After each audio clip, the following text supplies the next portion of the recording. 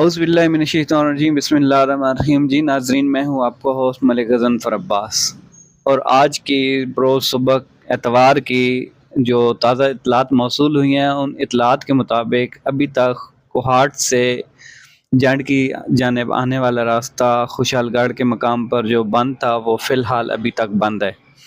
और अगर रावलपिंडी की जानिब बात की जाए तो रावलपिंडी में फ़तेह जंग के मकाम से रास्ता अभी तक बंद है, लेकिन इत्तलात यही मौसूल हो रही हैं कि अभी मोटरवे की जानिब से रास्ते को खोल दिया गया है और आहिस्ता आहिस्ता से रास्तों को क्लियर किया जा रहा है। तो उम्मीद यही की जा रही है कि खुशहालगढ़ वाले मकाम से जो रास्ता बंद है उसको भी आज क्लियर कर दिया जाएगा और जो फ़तेह जंग की जानिब से रास्ता जा रहा है उसको भी क्लियर कर दिया जाएगा। तो मज़ीद इंशाअल्लाह जैसे ही हमें इत्तलात मौसूल होती हैं, जो भी हम आपके साथ शेयर करते रहेंगे। हमारे साथ रहिए, जो भी मज़ीद अपडेट आती हैं हम आपको आगाह करते रहेंगे। शुक्रिया।